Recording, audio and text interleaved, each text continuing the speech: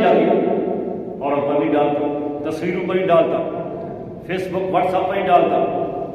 اخباروں میں T V پر بھی ڈالتا، چلتی پھرتی خواتین پر بھی ڈالتا۔ اگر یہ عمل کرے گا اللہ اس کی روزی کو جو بھی ذریعہ اللہ نے عطا فرمایا ہے اس کو برکت عطا فرما دے، بڑی برکت ہو جائے، سارے کام اللہ تعالیٰ اس کی آسان فرما دے، تھوڑی سی آمدنی میں اللہ سارے کام اس کے پورے فرما دے۔ یہ نظر کی حفاظت ہے۔ اور ایک یہ فرمایا کہ اس کا یہ نقصان ہے کہ ایسے بندے کو نماز تہجد کی توفیق نہیں ہوگی، روزی کی تنگی، دعا سے محرومی، تہجد کی توفیق سے محروم، رات کا وقت اٹھنے کی توفیق عطا نہیں فرماتے جو آدمی اپنی نگاہ کی حفاظت نہ کرے۔ کتنا بڑا نقصان کہ وہ خاص وقت ہے جب کہ اللہ رب العزت آسمان دنیا پر تشریف لاتے ہیں، ہر رات کو پچھلی رات آسمان دنیا پر پہلے آسمان پر اپنے شایان شان ہم کمزور گناہگار لوگوں میں تشریف لاتے ہیں، اپنی شایان شان ہے ایک ایسا بندہ جو اپنی مغفرت چاہتا ہو اس کی بخشش کر دو، بے روزگار ہو، روزی کی تنگی ہو اس کا روزی وسیع کر دو، کوئی مجبور ہو، کوئی پریشان ہو تو میرے سامنے اظہار کرے اور میں اس کے سارے مسائل حل کرنے کے لیے، اور جو نگاہ کی حفاظت نہ کرے اس کو رات تہجد پڑھنے کی، اس وقت اٹھ کر سجدہ ریز ہونے کی، اس وقت دعا مانگنے کی توفیق نہیں ملتی۔ اچھا اٹھ بھی جائے، نیند بھی کھو جائے، پھر بھی اس کو مصلے بنانے کی توفیق نہیں ملتی، نیند بھی نہیں آ رہی، توفیق نہیں میری، کیوں کہ اپنی نگاہ کی حفاظت نہیں کرتا، اپنی نگاہ کو اس نے گندا کیا ہوا ہے، نگاہ کو خراب کیا ہوا ہے۔ اور ایک یہ فرمایا گیا کہ اللہ تعالیٰ اس کو نیک اعمال کی توفیقات اس کی صرف فرما دیتے ہیں، نیک اعمال کی توفیقات بس ضروری کرے گا، اسے مجبوری سے آیا نماز میں مجبوری سے ہے نا، اکثر اچھی پودے لوگ چلے جاتے ہیں، لوگ چلے جاتے ہیں، لوگ چلے جاتے ہیں۔ جمعے کے اندر جب آپ سلام پھرتے اس میں کہا گیا بیٹھیں دعا مانگ کر جائیں، بغیر دعا لوگ بھاگ جاتے ہیں، تو اس میں یہی مسئلہ ہوتا ہے۔ اب آپ جس کو کہیں جام صاحب اب جس کو کہیں، اب وہ سارے ہیں ماشاء اللہ، سارے گھر بیٹھے ہیں، دعا مانگ کر کون پیغام ہو جائے گا ان آنے والوں کو؟ تو سب سے بڑی بات یہ ہے کہ یہ اللہ کے گھر میں بیٹھنا معمولی چیز نہیں ہے، جو چند گھڑی ہیں اللہ کے گھر میں ویسے بیٹھ جائے،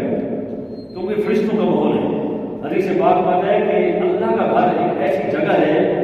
کہ 24 گھنٹے رات میں ایک گھڑی میں سیکنڈ کیسا نہیں آتا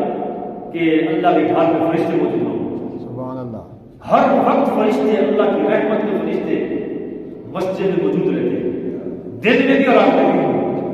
تو جب تک مسجد میں بیٹھے گا تو اللہ کی نورانی مخلوق ہے، اللہ کی نورانی مخلوق کے موجودگی میں اللہ کے گھر میں بیٹھے گا تو اللہ کی رہتے ہیں، اللہ کی کرتے ہیں، اللہ تعالیٰ کی طرف سے آسانی پیدا ہوگی۔ تو میں آپ سے یہ کہہ رہا ہوں کہ وہ بیٹھنے کی توفیق کیوں نہیں ملتی؟ اس لیے نہیں ملتی کہ ہماری نگاہیں پاکیزہ نہیں ہیں،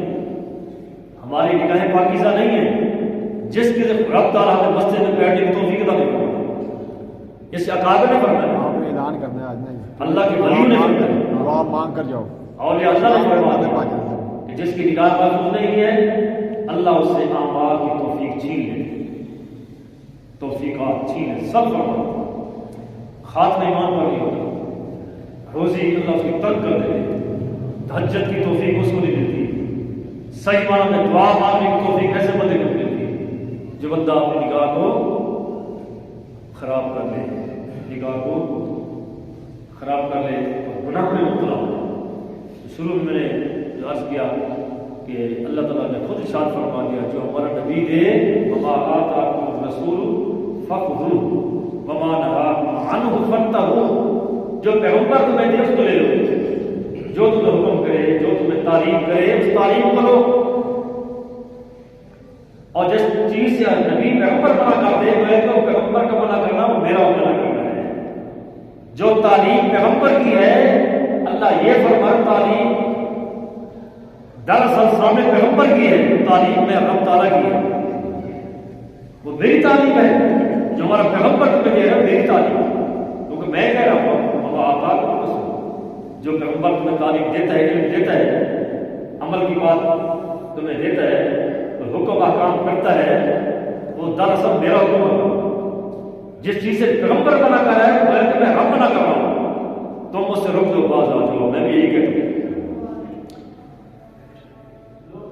اکابر نے، بزرگوں نے، مشائخ نے ایک وظیفہ لکھا ہے، جس بندے کو گناہ سے بچنے میں دقت معلوم ہوتی ہے،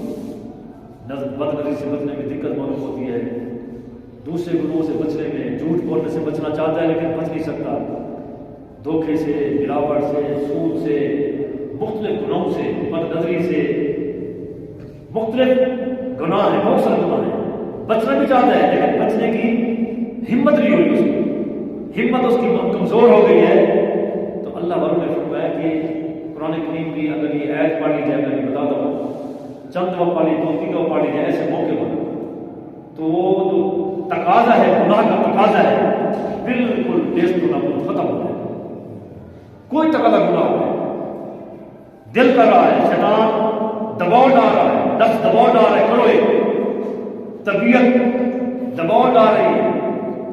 کرو اس گناہ کو، ڈالو نگاہ، نظریں مت کرو، جھوٹ بولو، ٹی وی دیکھ لو، فلاں کر لو، یہ شاہ کا گناہ، خاص شاہانی گناہ، جو شاہ کا گناہ ہے۔ فرمایا، اکابر نے فرمایا 3 دفعہ 4 دفعہ اس آیت کو پڑھا جائے، انی اخاف ان عصیت ربی عذاب یوم عظیم، یہ ہے انی اخاف ان عصیت ربی عذاب یوم عظیم، انی اخاف ان عصیت ربی عذاب یوم عظیم، کیسے گزرے 3 دفعہ 4 دفعہ اسی موقع پر تھوڑا ہلکے کی آواز سے پڑھ لو یا دلی دل میں پڑھ لے آدمی، تو جس گناہ کا تقاضا زور پکڑ رہا ہے، جوش میں شیطان کا دباؤ ہے، نفس کا دباؤ ہے اور طبیعت کا دباؤ ہے، اس آیت کے 2-3 دفعہ 4 دفعہ پڑھنے سے یہ تقاضا ختم ہو جائے گا، گناہ کا تقاضا ختم ہو جائے گا، نفس و شیطان کی کوشش ریگاں چلی جائے گا، نفس بھی دب جائے گا اور شیطان بھی دفع دور ہو جائے گا، اور اللہ تعالیٰ اس گناہ سے اللہ اس آیت کے پڑھنے والے کو بچا دے گی، محفوظ فرما دے گی۔ انی اخاف ان عصیت ربی عذاب یوم عظیم۔ ہمارا یہ آیت بھی تھوڑے سے الفاظ والی پڑھنی نہیں چاہیے، بلکہ اب تو قدم قدم پر تقاضے ہیں، قدم قدم پر کھڑے ہیں رازم، اس نے کہا نا نبی اکرم شفیع اعظم دکھے دلوں کا پیام لے لو، تو یہ شیطانی تقاضے ہیں، نفسانی تقاضے ہیں، یہ بھی مسلط ہے، کیونکہ ہمارا ذکر کرنا، ہماری عبادات کی ڈھیلی ڈھالی ہوتی ہے، تھوڑی سی ہوتی ہے مقصد، تو ایسے بندے کو تسلط زیادہ ہوتا ہے۔ ایک صحابی ہے، یا رسول اللہ صلی اللہ علیہ وسلم، میرے ایکسیڈنٹ زیادہ ہوتے ہیں، ہر دفعہ ایکسیڈنٹ، حادثہ۔ آپ نے سامنے فرمایا کہ میرے صحابی کو یہ پڑھ لیا کرو، عبداللہ بن عباس رضی اللہ عنہ اس حدیث پاک میں راوی ہیں، فرماتے ہیں ایک صاحب ہے، اس نے کہا یا رسول اللہ صلی اللہ علیہ وسلم میرے ہاتھ سے زیادہ ہوتا ہے، کہ ادھر گر گیا، یہ حادثہ ہو گیا، یہ حادثہ ہو گیا، آج کل کے حادثات کی دنیا ہے۔ آپ نے فرمایا جب گھر سے نکلا کرو یہ الفاظ پڑھ لیا کرو، تمہیں اللہ تعالیٰ حادثات سے بچائے گا۔ بسم اللہ علی نفسہ و اہلہ و مالہ، آسان ہے، بسم اللہ علی نفسہ و اہلہ و مالہ، مجھ پر بھی بسم اللہ، میرے گھر والوں پر بسم اللہ، میرے مال پر بسم اللہ، بسم اللہ علی نفسہ و اہلہ و مالہ۔ وہ صحابی کہ جب میں نے یہ وظیفہ جناب نبی کریم علیہ السلام کا بتلایا ہوا میں نے پڑھنا شروع کیا، گھر سے نکلتا تھا، اس کو میں پڑھ لیتا تھا، اس کے بعد پھر میرا کوئی حادثہ نہیں، پھر مجھے میرا کوئی ایکسیڈنٹ نہیں ہوا۔ تو آج کل بھی ایکسیڈنٹ کا زمانہ ہے، اتنے ٹریفک ہوتی ہے، حادثات ہوتے ہیں، یہ چند لفظ ہیں، اور پھر تعلیم کس کی ہے؟ آپ کو میرے محبوب پیغمبر صلی اللہ علیہ وسلم، اگر اس کو پڑھ لیا کریں، اپنے بچوں کو سکھلائیں، اپنے دوستوں کو، اپنے احباب کو، رشتہ داروں کو، یہ تعلیم آگے پہنچانا بھی بہت بڑا ثواب ہے، یہ تبلیغ ہے، بہت بڑا ثواب ہے۔ آپ نے سلام فرمایا بلیغوا عنی ولو آیا، ایک بات کہ اگر تمہیں میری پہنچ جائے اس کو آگے پہنچاؤ، یہ آ کے عالم نے شان فرمایا صلی اللہ علیہ وسلم، میرے محبوب پیغمبر نے فرمایا ایک بار بھی دین کی تم تک پہنچ جائے، اس کو آگے نقل کرو، پہنچاؤ گھر والوں کو، رشتے داروں کو، دوستوں کو، احباب کو، تعلق داروں کو، جس محفل میں جاؤ اسی بات یاد ہے بتا دو، یہ صدقہ جاری ہے انشاءاللہ عمل کرے گا